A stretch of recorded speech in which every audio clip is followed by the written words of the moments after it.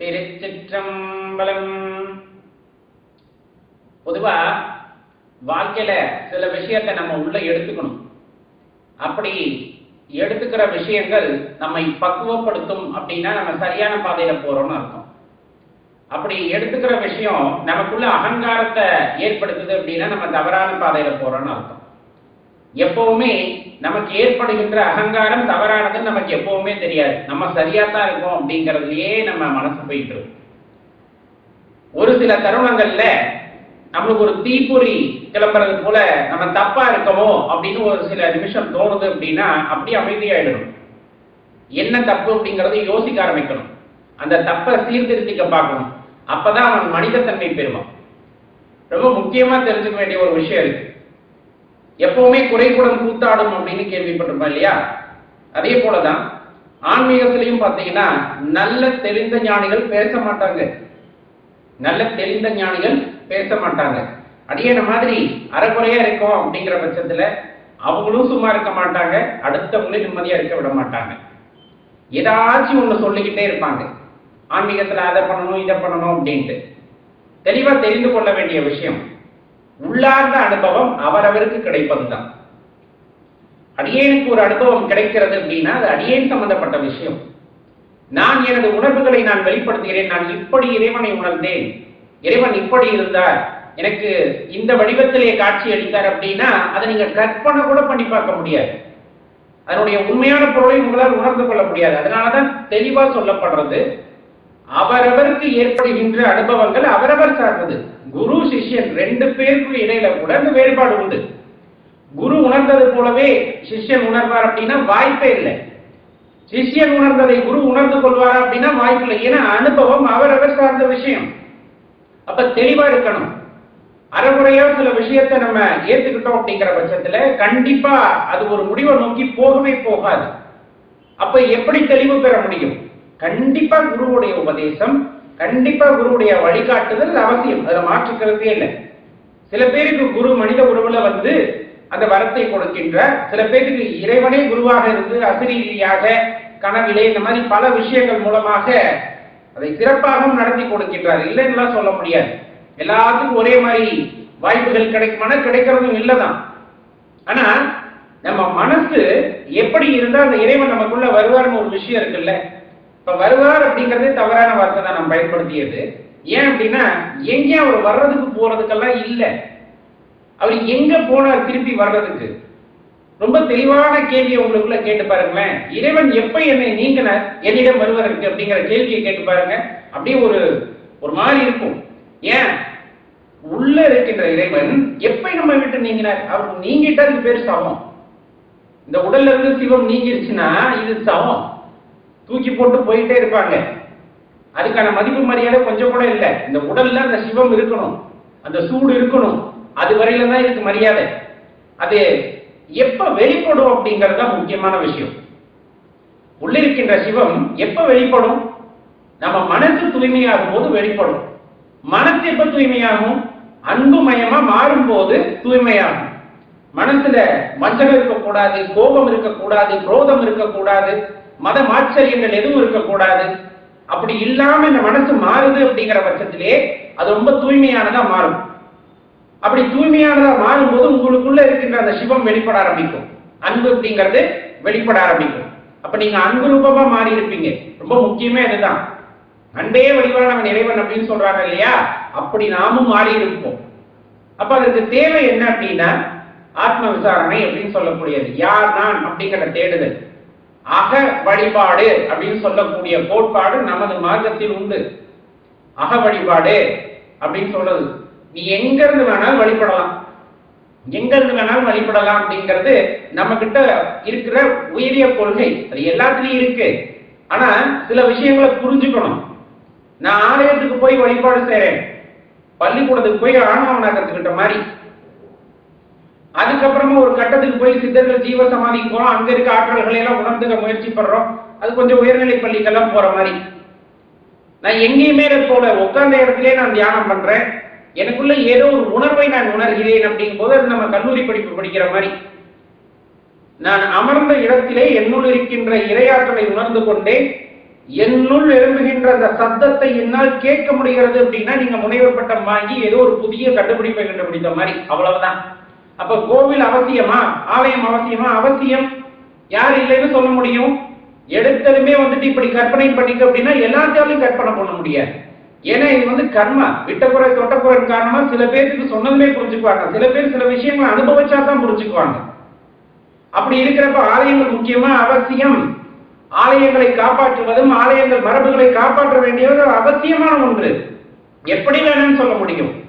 எல்லாருமே ஞானிகள் இல்லையே, சொன்னதுமே உணர்ந்துக்கிறதுக்கு. சில பேர் அந்த பள்ளிக்கூடங்களுக்கு போய் ஆனா கற்றுக்கொண்டுதான் வர வேண்டும். அதுக்கப்புறம் அப்படியே நடுநிலை பள்ளி, உயர்நிலை பள்ளி மாதிரி ஒவ்வொருத்தருக்கும் ஒவ்வொரு வாய்ப்புகள் ஏற்படும். அதில் அவர்கள் தேர்ச்சி பெற கடைசி நிலையை நோக்கி அவர்கள் பயணிப்பார்கள். அப்ப ஆலயங்களை காப்பாற்ற வேண்டியது நமது கடமை, அது மாற்றுக்கிறதே கிடையாது. அதுல தெளிவா இருந்துக்கணும். இன்னொரு விஷயம், எப்பவுமே நம்ம வாழ்க்கையில ஏதேனும் ஒரு நிகழ்வு நிகழுது அப்படின்னா அது காரணம் இல்லாம இருக்காது. அது நன்மையோ தீமையோ, ஏன்னா சொல்லும் போதே சொல்லுவாங்க நல்வினை தீவினை, 2 விஷயத்த சொல்லிதான் சொல்லுவாங்க. ஒரு மனிதனுடைய கட்டமைப்பு அந்த சைவ சித்தாந்தம் அப்படிங்கறது அந்த நல்வினை தீவினையை அடிப்படையா கொண்டது அப்படிங்கறத தெளிவா சொல்லுவாங்க. எதற்கு நல்வினை, எதற்கு தீவினை? நான் செய்த வினை, அவ்வளவுதான். நான்கிறது யார்? இந்த உடலா? இந்த உடல் செய்யுது, அதை அந்த உள்ளிருக்கின்றவர் தூக்கி கொண்டு போவார். உள்ளிருக்கின்ற ஆன்மாவை தூக்கி கொண்டு போகும். அது எதை தூக்கி கொண்டு போகும்? நான் உன்னை சேர்த்து வச்ச பொண்ணோ பொருளோ, கட்டி வச்ச வீடோ, வாகனமோ, இது எதையும் அதனால தூக்கிட்டு போக முடியாது. நான் என்ன புண்ணியம் செய்தேனோ, நான் என்ன பாவம் செய்தேனோ அதை சுமந்து கொண்டு போகும். அதை அடுத்த பிறவியிலே அனுபவிப்பதற்காக கொண்டு போகும், சித்தத்துல பதிய வச்சு கொண்டு போகும். அப்ப தெளிவா தெரிஞ்சுக்க வேண்டிய விஷயம். இப்ப என் வாழ்க்கையில ஒரு நிகழ்வு நடக்குது, ரொம்ப கவலைப்பட்டு போவோம். மனுஷன் நீங்க யார்கிட்ட வேணாலும் போய் கேளுங்க, எப்ப சந்தோஷமா இருக்கியான்னு கேட்டா ஒரு புன்முறுவல் வேண்டாமா? அட எவ்வளவு கஷ்டமா இருக்கு, நான் சந்தோஷமா இருக்கேன். ஏன் சந்தோஷமா இருக்கேன்? யாருக்கும் கிடைக்காத ஒரு நாளை நான் புதுசா பார்த்திருக்கேன். நேற்று இரவு படுத்தவர்கள் காலையில எந்திரிக்கல, அவங்களுக்கு அந்த கொடுக்கணும் இல்லை, ஆனா இறைவன் எனக்கு அதை கொடுத்திருக்கிறார். அப்ப நான் சந்தோஷமா தானே இருக்கணும். மற்ற பிரச்சனைகள் எல்லாம் பார்த்துக்கலாம், என்ன பார்த்துக்க முடியாம போயிருக்கிறது? எல்லாம் கடந்து போகும், எல்லாம் கடந்து போகக்கூடிய மேகங்கள் தானே.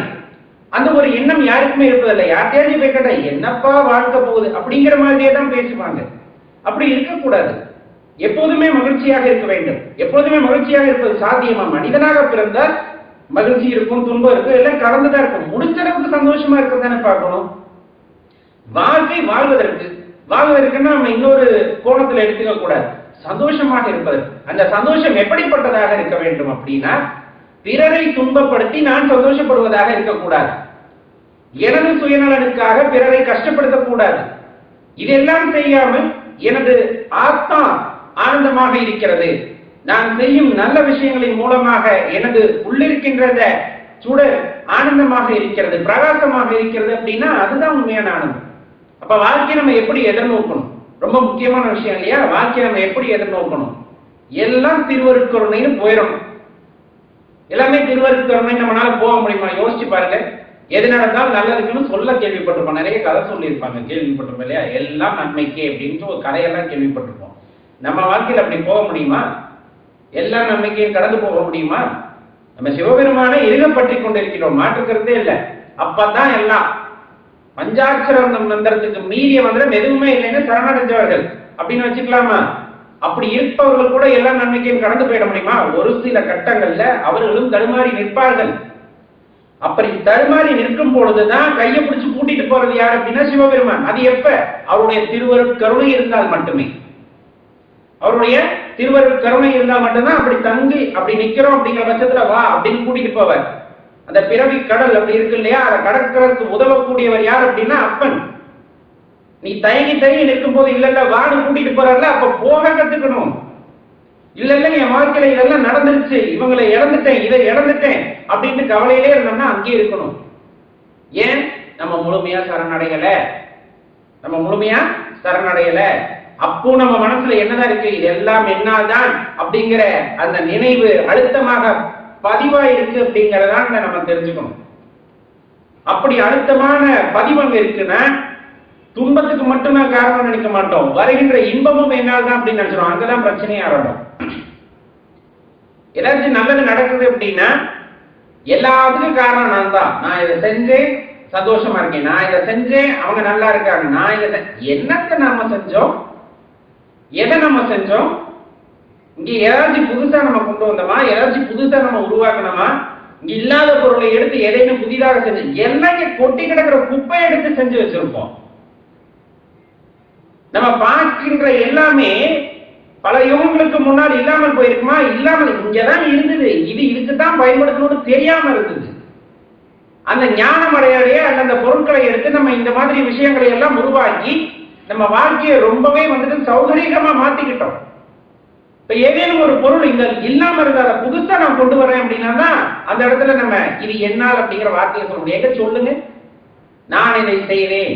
இப்ப சொல்லுங்க பார்க்கலாம். இப்ப நிறைய பேர் வேற பேசுறதுல பேச்சுல எப்படின்னா, நான் இந்த கருத்தை கூறினேன், நான் இந்த தத்துவத்தை உதித்தேன், எனது தலைவர் இந்த தத்துவத்தை உதித்தார். கொஞ்சமாவது யோசிக்கணும், கொஞ்சமாவது யோசிக்கணும். இந்த பூமி தோன்றி எத்தனை ஆண்டுகள் ஆகின்றன? மில்லியன் நிறைய சொல்றாங்க இல்லையா? மில்லியன் மில்லியன் இப்படி ஏதேதோ சொல்லுவாங்க இல்லையா? நம்ம பார்க்கறது எத்தனை வருஷத்து கணக்கு வழக்கு அப்படின்னு பார்த்தோம்னா குறைஞ்சபட்சம் ஒரு 5000 வருஷம் கணக்கு வழக்கு தான் நம்ம கிட்ட இருக்கு. 5000 வருஷத்துல இத்தனை மனிதர்கள் வாழ்ந்தார்கள், இவர்கள் எல்லாம் நாகரிகத்தில் இப்படி மேம்பட்டவர்களாக இருந்தார்கள், அப்படி இப்படி நிறைய கணக்கெடுக்கிறோமா? சரி, கணக்கெடுக்கிறோம்.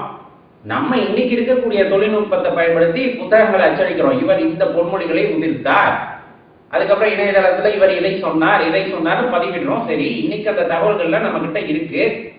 புத்தகங்கள் அழிஞ்சு போனா அதை சொன்னது யாருன்னு தெரியாம போயிடும். இணையதளம் அப்படிங்கிறது இன்னொரு பரிமாற்றம் அடையுது அப்படிங்கும் போது இதுல இருக்க கருத்துகளும் போயிடும். அப்படி இதுக்கு முன்னாடி எத்தனை பேர் நம்ம சொல்ற இந்த வார்த்தையை பயன்படுத்தி இருப்பாங்க யோசிச்சு பாருங்க. இந்த பிரபஞ்சம் மீண்டும் மீண்டும் இந்த மாதிரி கருத்துக்களை சொல்லிக் கொண்டே இருக்கும். அந்தந்த காலகட்டத்திலே சீர்திருத்தத்தை செய்வதற்கு ஏதேனும் ஒரு மகான் வந்து சொல்லிக் கொண்டே இருந்திருப்பார். இப்ப இந்த காலத்துல ஒருவர் வாழ்கின்றார் அப்படிங்கும் போது அவர் சில பொன்மொழிகளை சொல்கின்றார்னா இப்ப இருக்கக்கூடிய மக்களை பக்குவப்படுத்துவதற்கு 10,000 ஆண்டுகளுக்கு முன் வாழ்ந்த மனிதன் வேறொரு வடிவிலே இந்த கருத்தை சொல்லி இருப்பார். இல்லைன்னு சொல்ல முடியுமா உங்களால? இல்லைன்னு சொல்ல முடியுமா? ஏன்னா இன்னைக்கு நிறைய பேர் அப்படித்தான் இருக்காங்க. நான் சொல்லியது என்னை பின்பற்றக்கூடிய ஒரு மதம் உண்டாகலாம். அப்பா, ஆன்மீகவாதி பேசக்கூடிய பேச்சா இது? மக்களை எல்லாம் வந்துட்டு சுத்தமாவே முட்டாளாக்கி விடணும் அப்படின்னு நினைச்சுக்கிட்டு பேச முடியாது. என்னையும் பிற்காலத்திலே ஒரு பெரிய ஆளாக வச்சு மதங்கள் உருவாக்கப்படலாம். ஆன்மீகம் என்றால் என்னங்கிற அடிப்படை விஷயத்தை உணர்ந்து கொள்ளாதவர்கள் பேசுகின்ற பேச்சு.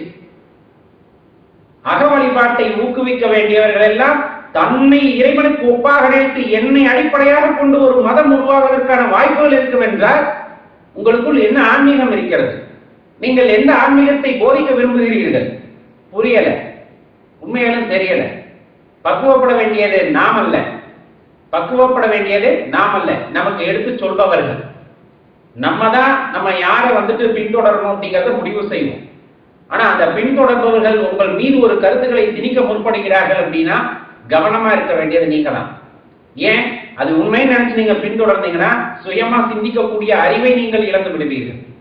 அவ்வாறு ஒரு அறிவை நீங்கள் இழக்கிறீர்கள் அப்படிங்கும் போது கண்டிப்பா அந்த அறிவு மேம்படாமல் போய்விடும். மேம்பட்ட அறிவின் காரணமாகத்தான் இன்னைக்கு நிறைய விஷயங்களை நம்ம கண்டுபிடிச்சு வச்சிருக்காங்க. புதுசு புதுசா இல்ல, இன்னைக்கு பயன்படுத்தக்கூடியதற்கு தகுந்தாற் போல தொழில்நுட்பங்களை மேம்படுத்தி வைத்திருக்கின்றோம். அந்த அளவுக்கு அறிவு மேம்பட்டு இருக்கிறது அப்படின்னு தான் சொல்லணும். எப்படி இந்த பொருட்களை எல்லாம் பயன்படுத்த வேண்டும் அப்படிங்கிறதுல மேம்பட்ட நிலையில் இருக்கிறோம் அப்படின்ட்டு. இன்னும் நம்ம ஒருவர் சொல்வதை அப்படியே ஏற்றுக்கொள்கிறோம். அதுலயும் குறிப்பா ஆன்மீகத்துல அப்படி நீங்க ஏற்றுக்கிறீங்க அப்படிங்கிற பட்சத்துல நம்ம இன்னும் மேம்படாத தன்மையிலே இருக்கிறோம் அப்படிங்கறத தெளிவா தெரிஞ்சுக்கணும். இன்னொரு பெரிய கூட்டம், நான் ஏற்கனவே அடியேன் சொன்ன மாதிரி அரைமுறையா அடியேன மாதிரி ஏதாச்சும் சொன்னாங்கன்னா அப்படியே ஏற்றுக்கிறது. அதுல என்ன நல்லது இருக்கு கெட்டது இருக்கு அப்படின்லாம் யோசிக்கல. இப்ப அடியேன் பேசுனதுல 100% அதுல குப்பையா கூட இருக்கும். அந்த குப்பையை காரணமே உங்களுக்கு தேவையான ஏதோ 1% அந்த இடத்துல உருப்படியானது இருக்கும். உங்களுக்கு என்ன தேவையோ அதை மட்டும் எடுத்துக்கணும். நீங்க அதுக்கப்புறம் உள்ளார தேடி அதை உணர்ந்து கொள்ள முயற்சிக்கணும். அதுதான் ரொம்ப முக்கியம். அடியேன் இதை இப்ப சொல்ல வேண்டியது இருக்குன்னா, வானவியல் அப்படின்னு சொல்லக்கூடிய பெரிய விஷயம் பொய்யெல்லாம் இல்லை. நம்ம முன்னோர்கள் ஒவ்வொன்றா ஆராய்ந்து அவர்கள் ஞானத்திலே எட்டிய விஷயங்களை வானவியலிலிருந்து அப்படியே கொண்டு வந்து ஜோதிட சாஸ்திரமாக கொடுத்திருக்கிறார்கள் அப்படின்னா அதுல பொய் இருக்குமானா கண்டிப்பா இருக்காது. அடியனை பொறுத்தளவு அதுல எல்லளவும் சந்தேகம் இல்லை. ஏன் சில இடங்கள்ல ஜோதிடம் பொய்த்து போகிறது அப்படின்னு ஒரு கேள்வி கேட்டோம்னு வச்சுக்கோங்களேன், தெளிவா சொல்லிடலாம். முழுமையா நம்ம இன்னும் கற்றுக்கொள்ளவில்லை, அதை புரிந்து கொள்ளும் அளவிற்கு நாம் அறிவு இன்னும் மேம்படவில்லை. துல்லியமா கணிக்க தெரிந்தவர்கள் கண்டிப்பா சொல்லிடுவாங்க. அது ஒன்னு ரெண்டு என்ன சொல்றது அப்படின்னா, ஆங்கிலத்தில் சொல்லுவாங்க பெர்முடேஷன் அண்ட் காம்பினேஷன் அப்படின்னு சொல்லிட்டு, அது நிறைய இணைப்புகளை கொண்டது. நம்ம அவ்வளவு சீக்கிரம் அந்த முடிச்சுகளை எல்லாம் அவிழ்த்து சொல்லிவிட முடியாது அப்படிங்கறத இன்னைக்கும் அது ஜோதிடத்திலே வல்லுநர்கள் சொல்லுவது, நல்ல ஞானம் பெற்ற ஜோதிடர்கள் சொல்லுவது, அப்படியெல்லாம் எளிதில் சொல்லிட முடியாது அப்படிங்கிறது. ஆனா அடியன் சொன்ன மாதிரி அடியன மாதிரி அறவரையா கத்துக்கிட்டவங்க ஒத்தா பொதுவா ஒன்ன சொல்லு அப்படின்னு சொல்லிட்டு போறது, அதை அப்படியே நம்ம ஆக்க எடுத்துக்கிறது. தொலைக்காட்சியில அது ஒரு விளம்பரதார நிகழ்ச்சி, காலங்காத்தால் எடுத்து இன்னைக்கு உனக்கு இந்த அஷ்டமம் இருக்குன்னு சொன்னா அன்னைக்கு பொழுதே போச்சு. கொஞ்ச நாச்சு வேண்டாமா? நம்ம அன்னைக்கு இல்லை என்னைக்குமே கவனமா பேசணும், கவனமா நடக்கணும், கவனமான சொற்களை பேசணும். எல்லா நாளும் அஷ்டமம் இருக்கத்தான் செய்யும், இல்லைன்னா சொல்லல.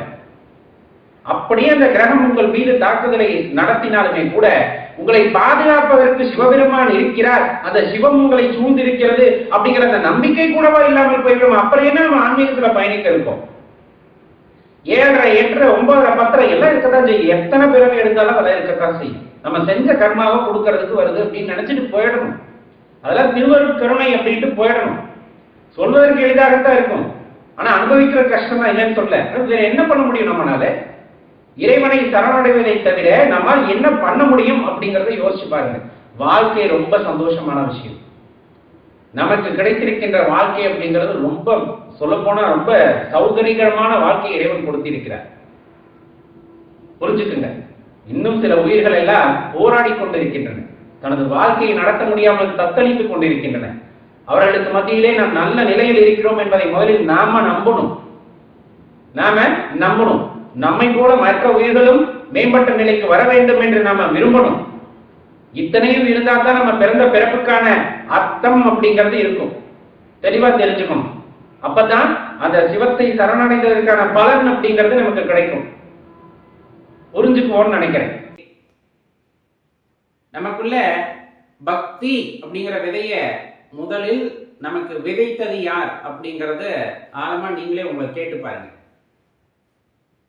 அம்மா தனது கருப்பையிலே நம்மை சுமந்த போதே, அல்லது அந்த கருப்பையிலே நாம் உருவாகிய போதே இறைவன் தேர்ந்தெடுத்த உயிர் நீங்கள் அப்படிங்கிறத உணர்ந்துகிட்டீங்கன்னா இந்த பக்தி எப்போது நமக்குள் வந்திருக்கும் அப்படிங்கிறத நம்ம உணர்ந்துக்கலாம். நம்ம என்ன நினைச்சுக்கிறோம் அப்படின்னா,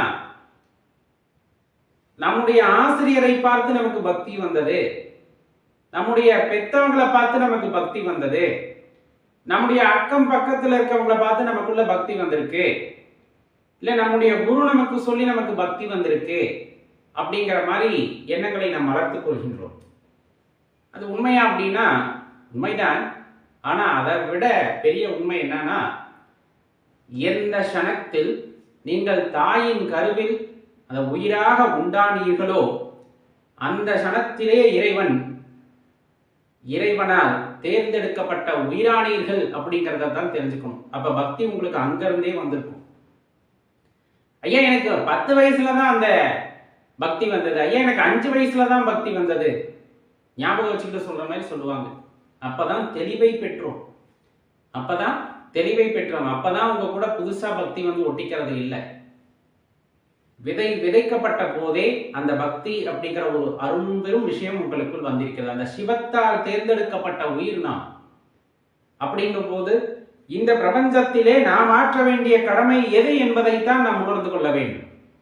பக்தினா எப்போதுமே அவரை பற்றி நினைத்திருப்பது, அவரின் புகழை பாடுவது அப்படிங்கிறது ஒரு பக்கம் இருந்தாலும், அவர் நமக்கு இட்ட கட்டளை யாது என்பதை உணர்ந்து அதன் வழியிலே பயணிக்கக்கூடிய தன்மையை நாம் பெற்றிருக்கிறோம். அப்படிங்கும் போது அது இறைவன் கொடுத்த வரம் அப்படிங்கிறத முதலில் தெரிந்து கொள்ள வேண்டும். அப்ப பக்தி எங்க இருந்து வந்ததுன்னா யாருக்கிட்டையும் போய் தேடாதீங்க. முதல்ல பக்தியை புதுசா வர வச்சுக்கணும் அப்படிங்கறதெல்லாம் முடியாத காரியம். சுத்தமா நாத்திகம் பேசுற ஒருத்தர்கிட்ட போயிட்டு நீங்க பேசி பாருங்க, திரும்ப வந்துட்டு எதையாச்சும் பேசிக்கிட்டே இருப்பாங்களே தவிர அவர்களுக்கு கொஞ்சம் கூட பக்தி நீங்கள் சொல்லி வராது. ஒரு காலகட்டத்திலே ஒரு அனுபவமாக அவர்களே உணர்ந்த பிறகுதான் அவர்களுக்குள்ளும் அந்த இறைபக்தி அப்படிங்கிறது வரும், ஆன்மீகத்தின் பற்றிய தேடுதல் வரும். ஒரு மனிதன் நாத்திகனாக பிறந்தால் நாத்திகனாகவே வளர்கின்றான், நாத்திகனாகவே இறந்து விடுவானா அப்படின்னா கிடையாது. எல்லாரும் அப்படி கிடையாது. நாத்திகனாக இருந்து வளரும் போது சில அனுபவங்களை பெற்று அதன் வாயிலாக அவன் ஆன்மீகத்துக்குள் வருவதும் உண்டு. அதே ஆத்திகனாக இருப்பவர்கள் அப்படியே நாத்திகனாக மாறுவதும் உண்டு. இது அவரவர் பெற்று வந்த வரம் அப்படிங்கிறத தெரிஞ்சுக்கங்க. பிறந்ததிலிருந்து ஆத்திகனாக இருந்து வளரும் போதும் ஆத்திகனாக இருந்து இந்த உடலை விட்டு பிரியும் போதும் ஒருவன் ஆத்திகனாகவே இருக்கின்றான், இறைநாமத்தை சொல்லிக் கொண்டு உள்ளே இறைவனை உணர்ந்து அந்த மகிழ்ச்சியிலே இருக்கின்றான் அப்படின்னா அதை விட இந்த உலகத்துல பெரிய கொடுப்பனம் வேறு எதுவும் இருக்க முடியாது. ஏன்னா அவன் உண்மை பொருளை தேடி போகின்றான், தோன்றி மறைகின்ற பொருளை தேடி போவதில்லை, அழிந்து போகக்கூடிய பொருளை தேடி அவன் ஓடுவது இல்லை, நிலையில்லாத பொருட்களை தேடி அவன் ஓடி அலைவது இல்லை. மாறாக அவன் நிலையான ஒன்றை தேடுகின்றான். எது இந்த உலகத்திலே நிலையானது? மூலம், படைப்பின் மூலம். அந்த படைப்பின் மூலத்தை தவிர வேறு எதுவும் நிலையானதாக இருக்க முடியாது அப்படிங்கிறத நம்ம உணர்ந்திருப்போம். நம்ம கண்களால் பார்க்கக்கூடிய எந்த பொருள் நிலையாக இருக்கும்? நம் கைகளால் தொட்டு உணரக்கூடிய பொருள் எந்த பொருள் நிலையானதாக இருக்கும்? நம்மை வழி செல்கின்ற காற்று முதல் நீங்கள் எது வேணாலும் வச்சுக்கோங்க, எது நிலையானதாக இருக்கும்? எல்லாம் நிலையற்றது. ஒரு காலத்திலே மண்ணிலிருந்து எடுத்த எல்லா பொருட்களும் மண்ணோட போகும். அது எப்படிப்பட்ட பெரிய அதிசயமாக இருந்தாலும் சரி, ஒரு 5000 வருடம் 10,000 வருடங்கள் இன்னும் 20,000 வருடம் எப்படி இருந்தாலும் ஒரு காலகட்டத்திலே அது மண்ணோடு மண்ணாக சென்றடையும் அப்படிங்கிறது தான் உண்மை. இதை மறுப்பதற்கு இல்லை. எங்கிருந்து பிறந்ததோ அங்கே செல்ல வேண்டும் என்பது விதி. அப்ப எல்லாம் அப்படித்தான் நடக்கும். அதே போல்தான் நாம் உணர்ந்து கொள்ள வேண்டிய விஷயங்கள் இந்த உலகத்திலே நிறைய உண்டு. இந்த பக்தி நாம் கருவிலே ஜனித்த போதே உண்டான பக்தி. சிவத்தின் மீது வைத்த அன்பு அப்படிங்கிறது அப்படித்தான். இந்த சிவத்தை உணர்ந்து கொள்ள வேண்டும் என்ற வேட்கை உங்களுக்கு கருவிலே உண்டாயிருக்கும். வளரும் போது சூழ்நிலைக்கு ஏற்றாற் போல தக்க சமயம் பார்த்து மனதிலே உதிக்கும். அவ்வளவுதான். நம்ம அதைத்தான் அந்த பக்தி உண்டான காலகட்டமாக நாம் நினைத்துக் கொள்கின்றோம். ரொம்ப முக்கியமா இந்த பிரபஞ்சத்துல எதையாச்சும் நம்மளால மாற்ற முடியுமா அப்படின்னு யோசிச்சு பாருங்களேன். எதையாச்சும் மாற்ற முடியுமான்னு யோசிச்சு பாருங்க. எதையுமே மாற்ற முடியாது. எதையுமே மாற்ற முடியாது. அது பாட்டுக்கு அது நடந்துகிட்டே இருக்கு. நம்ம சில பேர் நான் அதை மாற்றி விடுவேன், இதை மாற்றி விடுவேன், நான் நினைச்சா என்ன நடக்கும் தெரியுமா? ஆமா ஆமா, நம்ம நினைச்சா நிறைய நடக்கும். நம்ம நினைக்காதெல்லாம் வாழ்க்கையில நடக்கும். அப்பதான் நம்ம எண்ணங்களுக்கான மதிப்பு நமக்கு தெரியும். நிறைய சொல்லுவாங்க. நம்மளே ஏமாத்திட்டு இருக்கோம் சொல்ல போனா. அதுதான் உண்மை. அதுலயும் இப்ப பாத்தீங்க அப்படின்னா ஆன்மீகத்தையும் ஜோதிடத்தையும் போட்டு ரொம்ப குழப்பிக்கிறாங்க. ஆன்மீகத்தையும் ஜோதிடத்தையும் அவ்வளவு குழப்பவே கூடாது. அது ஒரு சாஸ்திரம், அது ஒரு வகையான அறிவியல். கிரகங்களின் இருப்பை வைத்து இந்த படைப்பு, இப்போ ஒரு பிறப்பு, ஒரு உயிர் ஜனிக்குது அப்படின்னா அது ஒரு சில என்ன சொல்லுவாங்க ஆங்கிலத்தில் இந்த பெர்முடேஷன் அண்ட் காம்பினேஷன் அப்படின்னு சொல்லுவாங்க. அந்த மாதிரி ஒரு இணைப்புகளை வைத்து இதனுடைய குணம் என்னவாக இருக்கும், எதற்காக வந்திருக்கும் அப்படின்னு சில விஷயங்களை நுண்மையாக ஆராயும் போது உண்மையா நல்ல தேர்ந்தவர்கள் சில விஷயங்களை கண்டுபிடிச்சிடுறாங்க, இல்லைன்னு சொல்ல. ஆனா நம்ம என்ன ஆயிட்டோம் அப்படின்னா இந்த ஆன்மீகத்தையும் ஜோதிடத்தையும் ரெண்டா ஒண்ண வச்ச பாக்குறோம். அது தவறு. முதல்ல அடிப்படையில் புரிஞ்சுக்குங்க. உண்மையாகவே ஒரு நல்ல ஜோதிடர் எக்காரணத்தை கொண்டும் அந்த ஜோதிடத்தை அடிக்கடி பாருங்கள் சொல்ல மாட்டார். இன்னொன்னு, பொத்தாம் பொதுவான பலன்களை யாராலும் சொல்ல முடியாது. அப்படியே அந்த நீங்க ஜோதிடத்து படி போனாலுமே கூட இந்த ராசிக்கு இது நடக்கும் அப்படின்னு சொன்னா அது ஜோதிடர்களே தங்களை தாங்களே கேட்டுக்கொள்ள வேண்டிய கேள்வி. அது சாத்தியமான சிலர் மட்டுமே அதை வெளிப்படையாக சொல்கிறார்கள். இது அனைவருக்குமானது அல்ல. இது அனைவருக்குமானது அல்ல. ஆமா, நீ காலையில எந்திரிச்சு நம்ம தொலைக்காட்சியில பார்க்கும் போது நிறைய சொல்றாங்க என் வாழ்க்கையில எது நடக்க மாட்டேங்குது. நீ வாங்கி வந்த வரத்தில் ஒண்ணு கூட அந்த இடத்துல இல்ல, அப்புறம் எப்படி அது நடக்கும்? அப்ப ஏன் சொல்றாங்க? எல்லாம் வணிகமயம் ஆயிடுச்சு. வணிகமயம், அவ்வளவுதான். ரொம்ப எளிமையா சொல்ல போனா. அப்ப அதையெல்லாம் நான் எடுத்துக்கொள்ள வேண்டுமா? தேவையே இல்லை. அதை பார்த்து என்ன மாற்ற முடியும்? நல்ல ஜோதிடர்களை கேளுங்க. இப்போ ஒரு விஷயத்த சொல்றார், சரிங்களா? ஒரே நேரத்தில் பிறந்த 10 குழந்தைகள் ஒரே மாதிரியான வாழ்க்கையை அனுபவிக்க வேண்டும். ஆனா அவங்களே ஒரு சிலருக்கு உடல்நல பிரச்சனை இருக்கும், ஒரு சிலருக்கு மனதிலே பிரச்சனை இருக்கும், ஒரு சிலருக்கு வறுமையாக இருக்கும். அப்ப இந்த கணக்கெல்லாம் யார் சொல்றது? ஏன்னா அவர்களால் கணிக்க முடியாது. ஜோதிடர்களாலும் இந்த ரகசியத்தை கணிக்க முடியாது. தெளிவா தெரிஞ்சுக்குங்க. அப்புறம் எதுக்கு ஜோதிடம்? நம்ம ஏற்கனவே ஒரு சில விஷயங்கள் சொன்ன மாதிரி அறிவியல் மேம்பட்டு மேம்பட்டு போகும் இல்லையா? அந்த மாதிரி ஜோதிடத்திலும் சில நுணுக்கங்கள் இருக்கு. அதை மேம்படுத்தி சொல்லக்கூடிய ஆட்கள் இன்னைக்கு இல்லை அப்படிங்கிறத தான் நம்ம தெரிஞ்சுக்கணும். ஒரு சிலர் உண்மையாவே இதெல்லாம் பொருந்தாது, ஆனா இதெல்லாம் பல ரகசியங்கள் இருக்கு, இதெல்லாம் நிறைய கத்துக்க வேண்டியது இருக்குன்னு உண்மையாவே சொல்லக்கூடியவர்கள் இருக்காங்க. அது ஒரு பக்கம் இருக்கட்டும். நம்ம ஜோதிடத்தை நம்பினோமா ஆன்மீகத்தை நம்பினோமா ரொம்ப முக்கியம் தான். எப்ப பாரு அந்த கட்டத்தை எடுத்து வச்சுட்டு என் வாழ்க்கையில என்ன நடக்கும் அப்படின்னு பார்த்துக்கிட்டே உட்காந்துருந்தா எதுவுமே நடக்காது. இன்னைக்கு நிறைய பேரோட வாழ்க்கை அதுல தொலைஞ்சு போகுது. பொதுவா சொல்லும் போது இந்த ராசிக்காரங்க ஆகவே ஆகாதுன்னு சொல்லுவாங்க. இதெல்லாம் தெரியறதுக்கு முன்னாடியே கல்யாணம் பண்ணியிருப்பாங்க. அதுக்கப்புறம் அவங்க வாழ்க்கை நிம்மதியா இருக்குன்னு நினைக்கிறீங்களா? நல்ல நண்பர்களாக இருந்திருப்பாங்க. இந்த ராசியும் பரம எதிரிகள் அப்படிம்பாங்க. அவங்க ஆனா நல்ல நண்பர்களா இருந்திருப்பாங்க. அதை கேட்டதுக்கு அப்புறம் தான் அவன் அதை பத்தி யோசிப்பான், ஒருவேளை இப்படி இருப்பானு.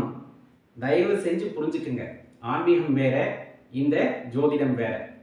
ஜோதிடம் உங்கள் மண்டைக்குள்ள உள்ள போய் குத்தாத வரையிலும் வாழ்க்கை நல்லா போகும். என்னைக்கு அதை தெரிஞ்சுக்கணும்னு உள்ள இறங்குறீங்களோ வாழ்க்கை சூன்யமாயிடும். எப்ப தேவையோ அப்பதான் அணுகவே சொல்வார்கள். அது ஒரு வகை. அதனால வாழ்க்கை அது பாட்டுக்கு போகும். ஆன்மீகத்துல போனா ஆனந்தமா இருக்கும். இந்த மாதிரி ஜோதிடம், அதுலயே வந்துட்டு இந்த பிளாக் மேஜிக்னு சொல்லுவாங்க, அந்த மாதிரி போறது, இதெல்லாம் போனா வாழ்க்கையை வந்துட்டு திசை திருப்பி விட்டுரும். கண்டிப்பா திசை திருப்பி விட்டுரும். நம்ம வாழ வேண்டிய வாழ்க்கை எது அப்படின்னா, நம்மளை சுற்றி இருப்பவர்களே ஆனந்தமாக வைத்துக் கொள்வது. ஏன் ஒரு கேள்வி கேட்டு பாருங்களேன். ஏன் நான் சுத்தி இருக்கிறவங்களை எல்லாத்தையும் சந்தோஷமா வச்சுக்கணும்? நான் பார்க்கின்ற கல், நான் பார்க்கின்ற மண், நான் பார்க்கின்ற தாவரம், நான் பார்க்கின்ற உயிரினம் எல்லாமே இறைவன், எல்லாமே சிவம் அப்படின்னு சொல்ல தெரிஞ்ச எனக்கு முன்னாடி இருக்கவங்க யாரு? சிவம் அப்படிங்கிற விஷயம் தெரியணும். மனிதர்களில் எனக்கு முன்னே இருப்பவர்களும் பின்னே இருப்பவர்களும் இறைவன் அப்படின்னு தெரியணும். அப்ப இறைவனை மகிழ்ச்சியா வச்சுக்கணுங்கிறதுக்கான கோயிலுக்கு போய் அபிஷேகம் பண்றோம், ஆராதனை பண்றோம், பூஜை பண்றோம். என் எதிரே ஒரு இறைவன் இருக்கிறார் அப்படிங்கும் போது நான் அவருக்கு எதையும் கொடுக்க முடியல, பொருளா கொடுக்க முடியலனாலும் என் மனசுல இருக்க அன்பை கொடுக்கலாம்ல, அவங்கள சந்தோஷமா வச்சுக்கலாம்ல. அப்ப எதிரே இருக்கின்ற இறைவன் மகிழ்வாரா மாட்டாரா? அப்ப அதுதானே உண்மையான பூஜை அப்படிங்கிறது. இப்ப தெளிவா தெரிஞ்சுக்கணும் இல்லையா? நம்ம கோடி கோடியா கொட்டி கொடுத்தாலும் கிடைக்காத சந்தோஷம் நம் காட்டுகின்ற மகிழ்ச்சிகளே உண்டாகும் அப்படின்னா அதை விட சிறந்த பூஜை இந்த உலகத்திலே கிடையாது அப்படிங்கிறத தெரிஞ்சுக்கணும். இன்னும் சொல்ல போனா வாழ்க்கை ஓடுற ஓட்டத்துல நாமும் ஓடிக்கிட்டே இருப்போம்.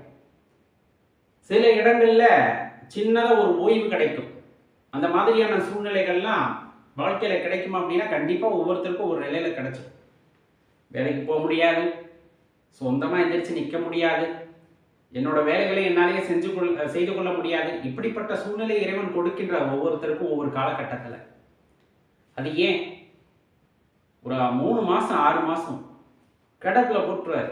உடல்நிலை சரியில்லாம போயிடுது, அடிபட்டுருது, கால் எலும்பு உடைஞ்சிருது, கை எலும்பு உடைஞ்சிருது, எந்த வேலையும் என்னால செய்ய முடியல அப்படின்னு ஒரு காலகட்டம் வரும்ல.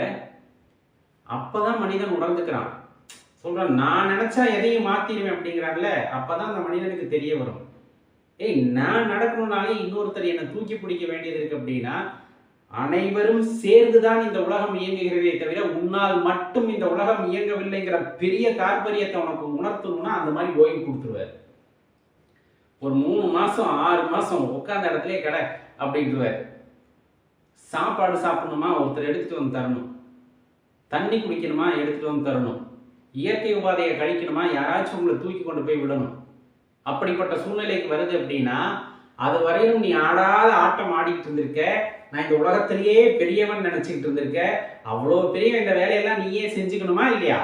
முடியுதா உன்னால? முடியல. அப்ப இந்த உலகம் என்பது தனி நபர்களுக்கானது அல்ல, இது ஒரு கட்டமைப்பு. இந்த கட்டமைப்பிலே ஒருவர் இன்னொருவருக்கு உதவிதான் வாழ வேண்டும். அப்போ ஒருவர் இன்னொருவருக்கு எப்போது உதவுவார்கள் என்றால் நீங்கள் மனப்பூர்வமான அன்பை ஒருவர் மீது நீங்கள் காட்டும் பொழுதுதான் ஒருவர் இன்னொருவருக்கு உதவுவார். நீங்க அன்பே காட்டாம வெறுப்பவே காட்டிட்டு இருக்கீங்கன்னா ஒருத்தர் கூட கிட்டத்தில் வர மாட்டாங்க. அந்த கோபம், இந்த குரோதம், இந்த மாதிரி மனசு அழுக்கா வச்சுட்டு இருக்கவங்க பக்கம் யாரு போவாங்கன்னு நினைக்கிறீங்க? ஒருத்தர் கூட போய் பார்க்க மாட்டாங்க. அப்ப அந்த வாழ்க்கை சூனியமாயிடும். வாழ்க்கை சூனியமாயிடும். ஆனா அன்பை பொழிப்பவராக நீங்கள் இருக்கிறீர்கள். உங்களுக்கு ஒரு ஆபத்து என்றால் இந்த உலகமே தேடி வரும். இந்த உலகமே உங்களை நோக்கி வரும். தெளிவா தெரிஞ்சுக்கணும் வாழ்க்கையில சில விஷயங்களை. அன்பால் வெல்ல முடியாதது எதுவுமே இல்லை. அதுல மறுப்பே நீங்க சொல்ல முடியாது. அதுக்காக சில விஷயங்கள் அதெல்லாம் எல்லை மீறியெல்லாம் சில விஷயங்கள் இருக்கும். அவ்விடத்திலும் அப்படின்னா ஞானிய பெருமக்களுக்கு அதுவும் சாத்தியமே. அவ்விடத்தில் கூட அவர்களால் அன்பு செலுத்த முடியுமானால் அடியேனை போலவோ நம்மளை போலவோ இன்னும் அந்த முதிர்ச்சி பெறாத ஆன்மாக்களால் எல்லா இடங்களிலும் அன்பு செலுத்த முடிவதில்லை. ஆனால் அடியேன் கேட்டுக்கொள்வது குறைந்தபட்சம் உங்களை சுற்றி இருப்பவர்கள் மீதாவது அன்பை காட்டுங்கள். உங்கள் வாழ்க்கை துணைவியாக வந்தவரிடம், உங்கள் வாழ்க்கை துணைவராக வந்தவரிடம், அல்லது உங்கள் குழந்தைகளிடம், பெற்றவர்களிடம் குறைந்தபட்ச அன்பை காட்டுங்கள். அவர்களை நீங்கள் சிவமாகவே கூட நினைக்க வேண்டாம், சக மனிதனாக நினைத்து அவர்களுக்கான மரியாதையும் அந்த அன்பையும் காட்டுங்கள். ஒரு காலகட்டத்தில் அது மிகைப்படும். உங்களுக்குள் இருக்கின்ற அந்த சிவம் வெளிப்படும் போது அவர்களுக்குள் இருக்கின்ற சிவமும் உங்களுக்கு வெளிப்படும். அப்பதான் இந்த உலகம் எவ்வளவு அழகானது அப்படிங்கிறத நம்மளால உணர்ந்துக்க முடியும். அப்போதுதான் நாம் இறைவனை உணர்ந்து கொள்ள முடியும். இறைவன் எப்படிப்பட்டவர் அப்படிங்கிறதையும் உணர்ந்து கொள்ள முடியும். இறைவன் அன்பே வடிவானவர் அப்படிங்கிறதையும் உணர்ந்து கொள்ள முடியும். அது வரையிலும் நாம் முயற்சி செய்துதான் ஆக வேண்டும். இப்ப வாழ்க்கை போற போக்குல தான் போகணும். யாராலும் எல்லாத்தையும் மாற்றிட முடியாது. அப்படி இன்னும் ஒருவரும் பிறக்கவில்லை. மாற்ற வேண்டும் என்று துடிப்பவர்கள் தன்னை சுற்றி இருக்க சில விஷயங்களை மாற்றலாம், அல்லது தன்னை முதலில் மாற்றிக்கொள்ள வேண்டும். இந்த உலகத்திற்கு ஏற்றார் போல தன்னை மாற்றிக்கொள்ள வேண்டும். அவ்வாறு மாற்றிக்கொள்கிறார்கள் என்றால் கண்டிப்பா அவர்களுக்கான வாய்ப்புகள் சில இடங்களிலே பிரகாசமாகத்தான் இருக்கக்கூடும் அப்படின்னு தெரிஞ்சு